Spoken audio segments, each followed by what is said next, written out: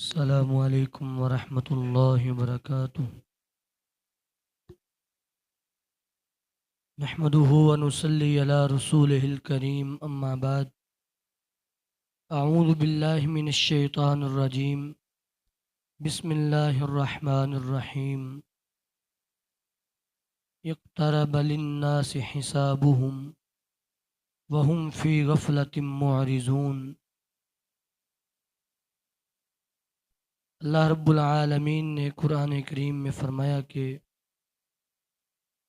لوگوں کا حساب قریب تر قریب آتا جا رہا ہے، لیکن لوگ خواب غفلت کے مزے لے رہے ہیں۔ کامیاب وہی لوگ ہوں گے جن کا اللہ کے ساتھ تعلق صحیح ہوگا، جو اللہ کے فرائض کو پورے کرنے والے ہوں گے، جو متبع سنت ہوں گے، جو شب بیدار ہوں گے، جو رات کی تنہائیوں میں اپنے رب سے آہوزاریاں کرنے والے ہوں گے، اپنی آخرت کے حوالے سے گفتگو کریں گے۔ بہرحال نماز کے حوالے سے ہماری بات جاری تھی، تو نمازوں میں سے صلاۃ الجنائز، میتوں کے اوپر جو نماز پڑھی جاتی ہے، نماز جنازہ،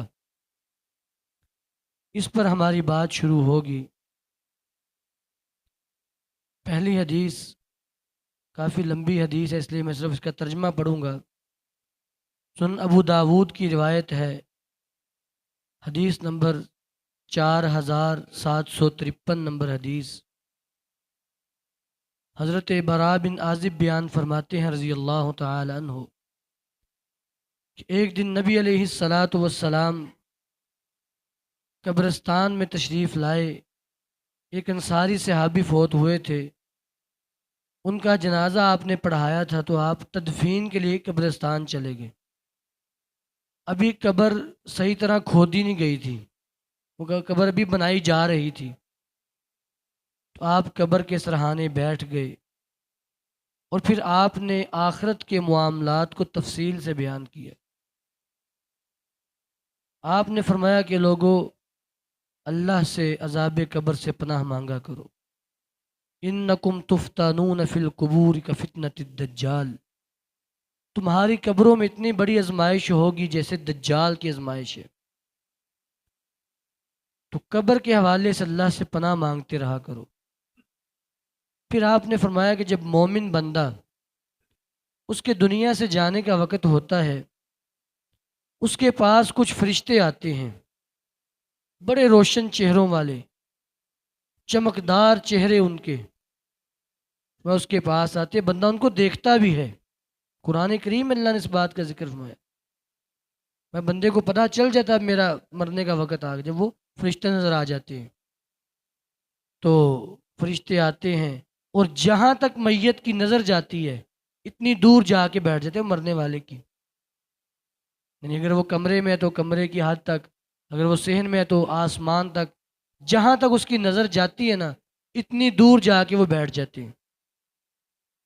میں پھر اللہ کا جو معزز فرشتہ ہے ملک الموت، پھر وہ آتا ہے اور وہ میت کے سرہانے کے پاس آتا ہے اور اس سے بات کرتا ہے، یا ایتھا النفس المطمئنہ، اے مطمئن جان، اخرجی الی رضوان من اللہ، اے مطمئن جان، اللہ کی رضامندی کی طرف نکلو، اس حال میں کہ تمہارا رب تم سے راضی ہے اور تم اس سے راضی ہو۔ فرمایا کہ جس طرح مشکیزے میں سے پانی نکل آتا ہے بڑے آرام سے، اس کے پاس ایک رومال ہوتا ہے ملک الموت کے پاس، اس کے منہ پہ رکھتا ہے اور ایسے کھینچ لیتا ہے، وہ بڑی آسانی سے اس کی روح باہر نکل آتی ہے۔ فرمایا آنکھ جھپکنے سے بھی پہلے بڑی تیزی سے وہ جو فرشتے بیٹھے ہوتے ہیں نا، وہ دور جو پہلے آئے تھے، وہ آتے ہیں اور اس کی روح کو پکڑ لیتے ہیں، پھر ملک الموت چلا جاتا ہے۔ اب روح ان کے پاس آ گئی، اب ان کے پاس جنت کے رومال ہوتے ہیں، اس کے اندر اس روح کو لپیٹ لیتے ہیں اور پھر آسمان کی طرف چڑھنا شروع ہوتے ہیں۔ میں راستوں میں کوئی بھی جماعت ملتی ہے فرشتوں کی جماعتوں میں سے، کوئی بھی جماعت گزرتی ہے، کہتے ہیں بڑی اچھی خوشبو آ رہی ہے، کون ہے یہ؟ تو فرشتے اس کا اچھا نام لے کے بتاتے ہیں یہ فلاں بن فلاں، یہ وہ فوت ہوا۔ اور اس کو لے کے پہلے آسمان پہ چڑھتے ہیں، دروازہ کھٹکھٹایا جاتا ہے، پوچھا جاتا ہے کہ کون؟ بتایا جاتا ہے یہ فلاں کی روح ہے، اس کو اوپر آنے کی اجازت ہے؟ جی ہے۔ اوپر چڑھتے ہیں اس کی روح کو لے کے، اس آسمان کے پہلے آسمان کے جتنے بھی نیک اور معزز فرشتے ہوتے ہیں نا، وہ اس کے قریب آ جاتے ہیں، پھر اس کو لے کے دوسرے آسمان تک چھوڑ کے آتے ہیں، پھر دوسرے سے تیسرے، تیسرے چوتھے، پانچویں چھٹے ساتویں آسمان تک، ایسے ہی ہر آسمان سے جو معزز اور بزرگ فرشتے پاس آ جاتے ہیں اور اگلے آسمان تک چھوڑ کے آتے ہیں اس کو۔ وہ جب ساتویں آسمان پہ پہنچتا ہے تو وہاں پہ ایک مقام ہے جس کا نام ہے علیین، قرآن کریم میں بھی اس کا ذکر موجود ہے۔ تو وہاں پہ ایک کتاب پڑی ہوئی ہے، ایک رجسٹر پڑا ہوا ہے، اس کے اندر اس بندے کا نام، ولدیت اور اس کے قبیلے کا نام، یہ تین چیزیں لکھی جاتی ہیں، فلاں بن فلاں، فلاں قبیلے اور برادری کا، اہل جنت میں سے ہے، لکھ دیا جاتا ہے۔ تین چیزیں لکھنے کے بعد میں کہ وہاں پہ اس کی ملاقات ہوتی ہے مومن روحوں کے ساتھ، مومن روحوں سے خوش آمدید کہتی ہیں کہ تم بڑی اچھی جگہ پہ آئے ہو، اور پھر وہ اس سے ایک روح پوچھتی ہے، یہ ساری حدیث کی بات ہے، حدیث میں ایسے الفاظ ہیں، ایک روح میں سے پوچھتی ہے کہ وہ میرے بیٹے کا کیا بنا؟ میرا بیٹا، تم ہمارے محلے سے ہی آئے ہو، میرا بیٹا وہاں پہ رہتا ہے، اس کا کیا بنا؟ تو وہ کہتا ہے کہ وہ تو مجھ سے پہلے فوت ہو چکا۔ تو وہ کہتا ہے کہ او ہو، پھر وہ یہاں پہ تو نہیں آیا، لگتا ہے اسے حاویہ مقام کی طرف لے گئے، یہاں پہ تو نہیں وہ پہنچا۔ میں جب یہ بات ہوتی ہے تو کچھ روحیں پاس سے کہتی ہیں کہ ابھی تازہ تازہ دنیا کے غم سے آئے، اس سے زیادہ سوال جواب نہ کرو۔ میں اس کے بعد پھر فرشتے اس کی روح کو پکڑ لیتے ہیں اور پھر نیچے لے کے آتے ہیں، اتنی دیر میں نیچے اس کے معاملات ہو رہے ہوتے ہیں، اس کے کفن دفن کا بندوبست ہو رہا ہوتا ہے۔ جب اس کو قبر میں دفنایا جاتا ہے نا، فرشتے قبر کے پاس آ کے اس کی روح کو چھوڑ دیتے ہیں، جب اس کا جنازہ جا رہا ہوتا ہے فرشتے ساتھ ساتھ چل رہے ہوتے ہیں۔ صحیح حدیث، نبی علیہ السلام یہودی کا جنازہ دے کے کھڑے ہو گئے، کچھ جنازہ دے کے کھڑے ہو جانا چاہیے، نہ بھی کھڑے، فرض نہیں ہے لیکن مستحب ہے، کھڑے ہو جانا چاہیے۔ آپ کو بتایا کہ لگ رہی تو یہودی کا جنازہ ہے، آپ ہمیں اس کے لیے تھوڑی کھڑا ہوا ہوں، میں تو جو ساتھ فرشتے آ رہے ہیں ان کے لیے کھڑا ہوا ہوں۔ صحیح روایت ہے۔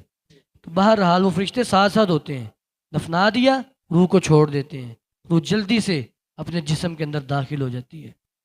فرمایا کہ اتاہ ملکان اسودان ازرقان، اب قبر کی آزمائش ہونے لگی ہے، بڑا سخت معاملہ ہے۔ میں اس کے پاس قدموں کی طرف سے دو فرشتے آتے ہیں، اور قبر میں اندھیرا کتنا ہے؟ اللہ رب العالمین نے قرآن کریم میں فرمایا اتنا اندھیرا ہوگا کہ لم یکد یراہ، اپنا ہاتھ بھی نہیں دیکھ پائے گا، اس کا ہاتھ نظر نہیں آئے گا، اتنا اندھیرا ہوگا۔ دو فرشتے آئیں گے قدموں کی طرف سے اور وہ اس سے کہیں گے، بٹھا لیں گے اور تین سوال کریں گے، مشہور سوال ہے، من ربو کا، من نبیو کا، ما دینو کا، رب کون ہے، نبی کون ہے، اسلام تمہارا مذہب تھا کہ نہیں، پوچھا جائے گا۔ تین سوالوں کے جواب دے گا، صحیح جواب دے گا تو فرشتے ابھی اس کے پاس موجود ہوں گے تو آسمان سے آواز آ جائے گی، ان صدق عبدی، میرے بندے نے سچ بولا ہے، فافرشوہ من الجنہ والبسوہ من الجنہ وافتحوا لہ بابا الی الجنہ، جنت کا بستر نیچے بچھا دو، جنت کا جو ہے وہ لباس پہنا دو، اور فرمایا کہ جنت کا تکیہ رکھو اور جنت کی طرف سے کھڑکی کھول دو۔ نبی علیہ السلام فرمایا نا کہ لا تغالوا فی الکفن، کفن زیادہ مہنگا نہ لیا کرو، فضول خرچی نہ کیا کرو، فإنہ یسلب سریعا، وہ بڑی جلدی اس سے چھین لیا جاتا ہے۔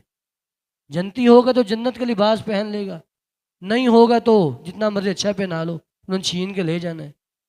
بہرحال جنت کے بسترے لگ گئے، تکیہ لگ گیا، اب وہاں کھڑکی بھی کھول دی، ٹھنڈی ہوائیں آ رہی ہیں، اب فرشتے جانے لگے، کہہ جاتے ہیں نم کا نومت العروس، ایسے سو جاؤ جیسے پہلی رات کی دلہن سوتی ہے، جسے اس کا سسر نہیں اٹھا سکتا، اس کی ساس نہیں اٹھا سکتی، جس کے لیے وہ اپنا گھر بار چھوڑ کے آئی ہے، اس کا سب سے محبوب جو اس کا خاوند ہے، سرتاج ہے، وہی اس کو اٹھا سکتا ہے، تجھے کوئی مخلوق تنگ نہیں کر سکتی ہیں۔